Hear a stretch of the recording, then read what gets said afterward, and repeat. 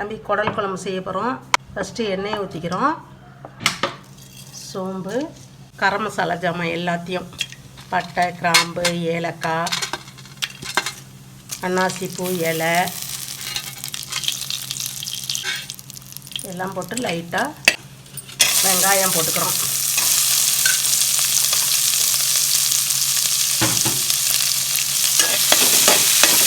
வெங்காயம் வணங்கிருச்சு. தக்காளியை போட்டுக்கலாம். கருவேப்பிலை கொஞ்சம், புதினா கொஞ்சம், கொத்தமல்லி கொஞ்சம் போட்டு நல்லா ஒரு வணக்கிக்கலாம். இதெல்லாம் நல்லா வணங்கிருச்சுப்பா. இஞ்சி பூண்டு பேஸ்ட்டு போட்டுக்கலாம். குடல் வாங்கியாச்சுப்பா. வாங்கிட்டு வந்து நல்லா சுத்தம் பண்ணியாச்சு. லாஸ்ட்டில் கொஞ்சோண்டு வெந்நீர் ஊற்றி அலசிட்டோம்னா நல்லாயிருக்கும். அந்த ஸ்மெல்லு இருக்காது. அதனால் வெந்நீர் ஊற்றி அலசுகிறோம். இப்போ எல்லாம் அலசி வச்சாச்சுப்பா. குடல் அலசின குடலை இதில் போட்டு ஒரு வணக்கு நல்லா வணக்கிடணும். வணக்குனா இதிலேருந்து தண்ணி வரும். அதெல்லாம் சுண்டுனதுக்கப்புறம் வேக வச்சுக்கலாம்.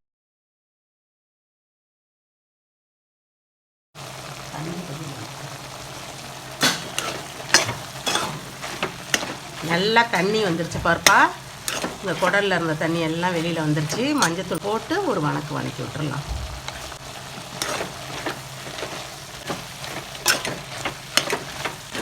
கொஞ்சம் தண்ணியை ஊற்றி நல்லா ஒரு 5 விசில் விடலாம். அப்போ தான் நல்லா வேகும். கொஞ்சம் உப்பு போட்டுக்கலாம். அவ்வளோதான். குக்கர் மூடி வச்சு வேக விட்டுறலாம்.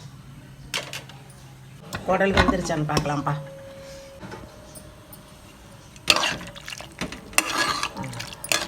இதில் கூட சூப் எடுத்து கொடுக்கலாம். வயிறு புண்ணெல்லாம் ஆறும்னு சொல்லிட்டு தாத்தா சொல்லுவாங்க. குடல் சூப்பு குடித்தா நல்லதுன்னு சொல்லிட்டு.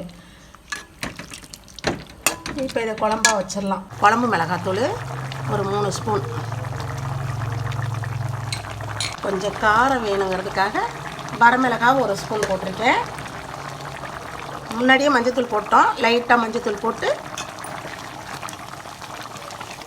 ஒரு கிண்டி விட்டுட்டு